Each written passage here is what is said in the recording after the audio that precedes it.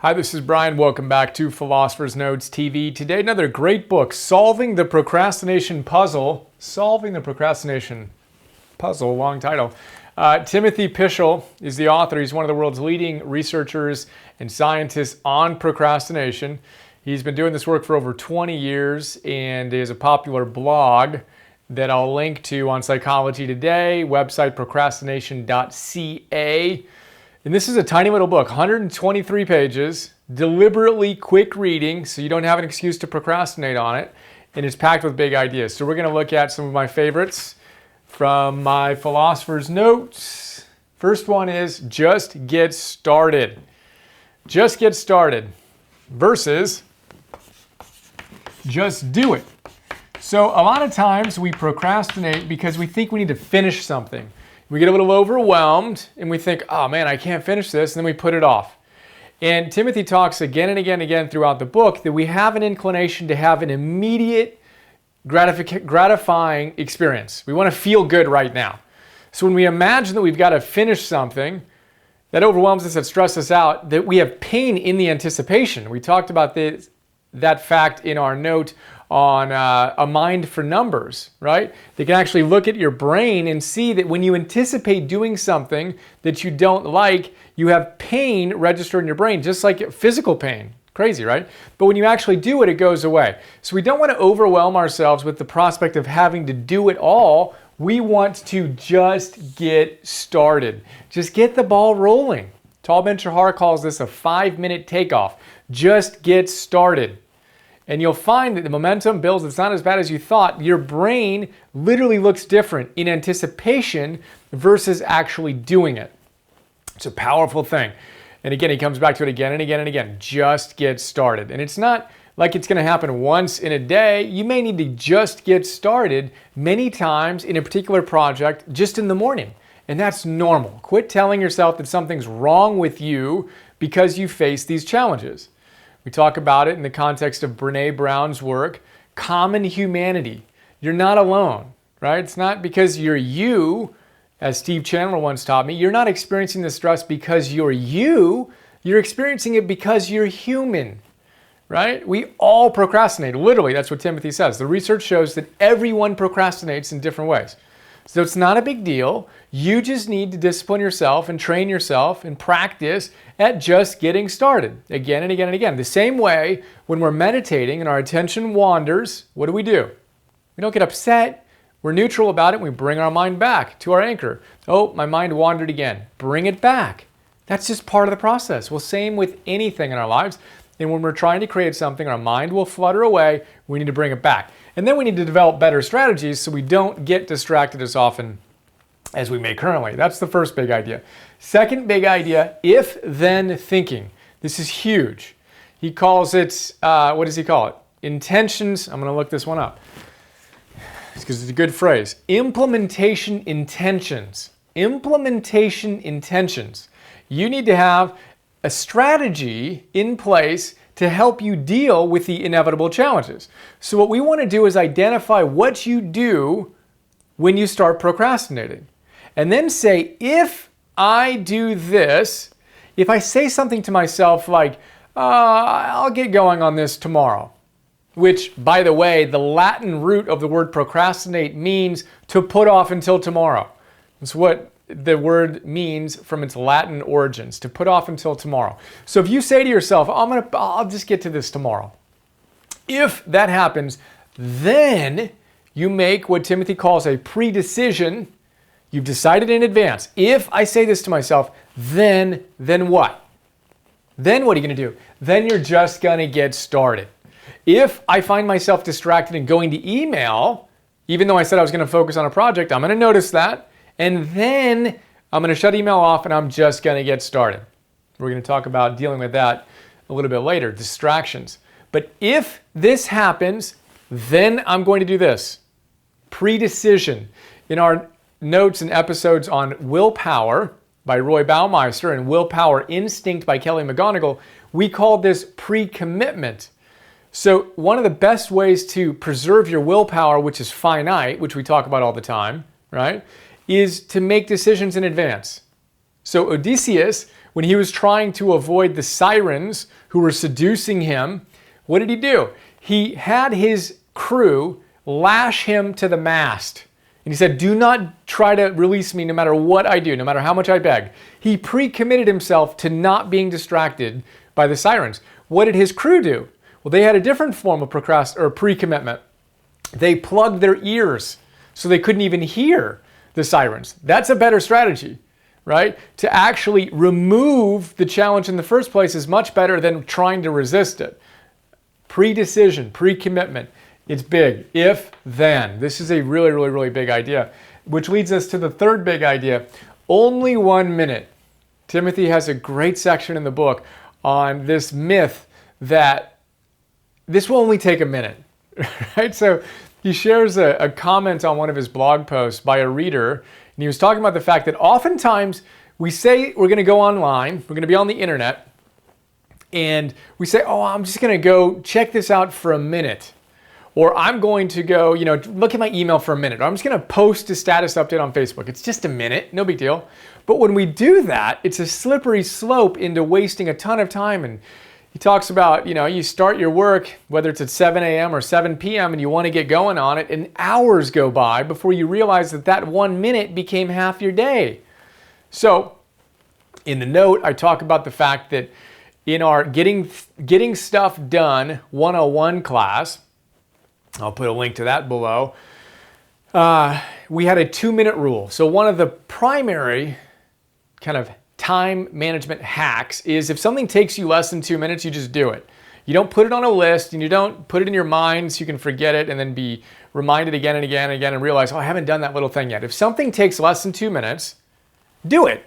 That's a very powerful time management approach, right? It's the number one rule and tip that Roy Baumeister gives in his book, Willpower.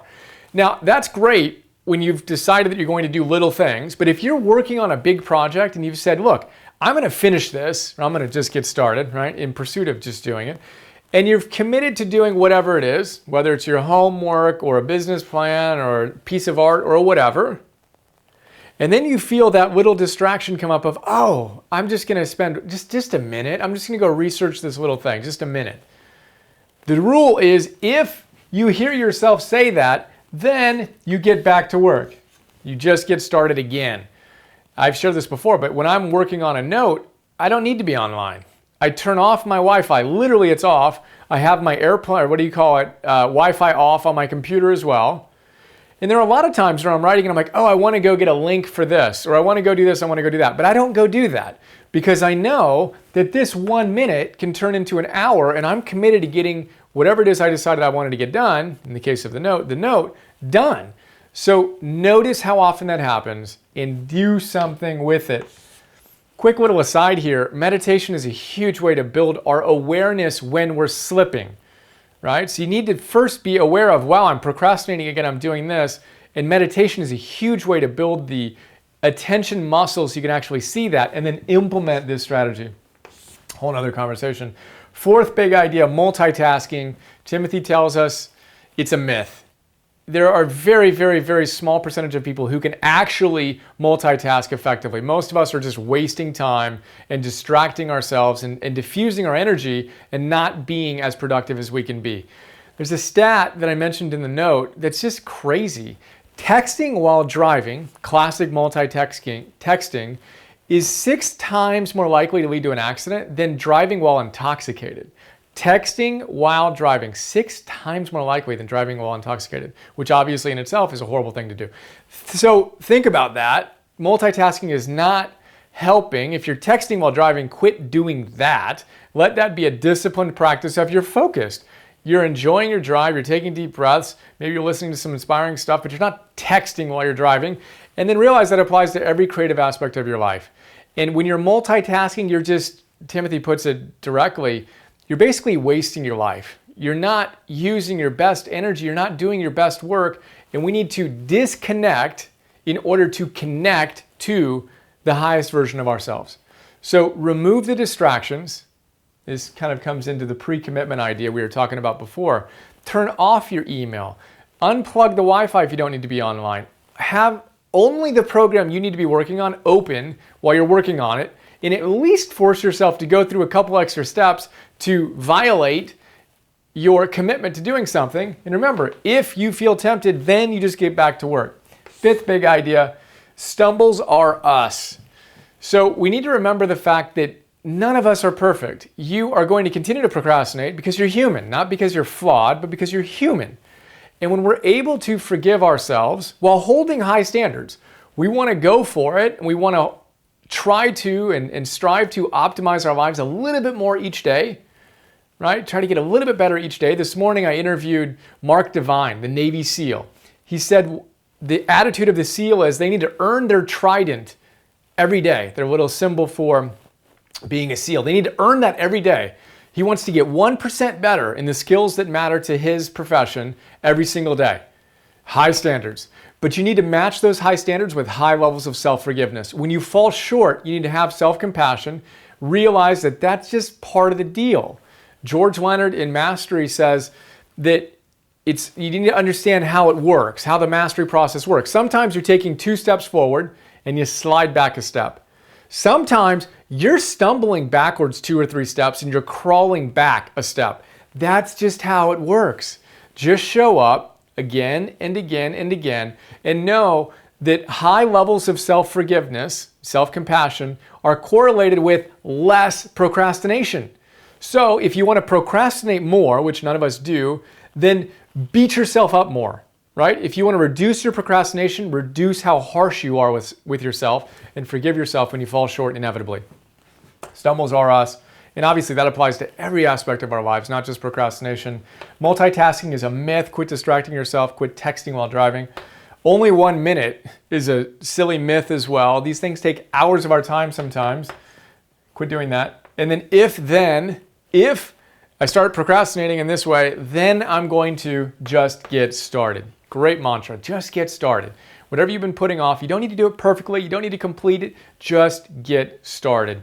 Again and again and again, every time you feel yourself wanting to procrastinate, let's not put off to tomorrow, let's do what we can today. Hope you enjoyed, and I look forward to sharing more soon. Have another awesome day. See ya. Hi, this is Brian. I hope you enjoyed that PNTV episode. A lot of people don't know all the stuff I do beyond these free videos I share on YouTube, so I thought I'd do a quick video to give you an overview of our membership program that you can get access to and get a ton of other stuff. So here's a quick look. $10 a month, join the Optimal Living membership program. You get instant access to 250 philosopher's notes on some of the best optimal living books out there. Old school classics, positive psychology, modern stuff, mindfulness, peak performance, purpose, neuroscience, wealth, etc. And what you may not know is that in addition to the PNTV episodes, I create PDFs on all of these great books. So 6-page PDFs. Let's take a look at one of them. Joseph Campbell. You want to figure out how to live your hero's journey. Well, this is a great place to start. I basically pull out my favorite big ideas, riff on them, connect them to other books and other ideas, and help you apply this wisdom to your life today. That's what the PDF looks like. Again, we have 250 of these on all these different great books. And then I record those PDFs as an MP3. So you can listen to that MP3 while you're on a walk or working out or doing some errands or whatever. That is Philosopher's Notes. A lot going on there. And then in addition to Philosopher's Notes, you get access to Optimal Living classes, Optimal Living 101. Idea here is that all those great teachers come back to the same big ideas again and again and again. I distill those ideas into classes.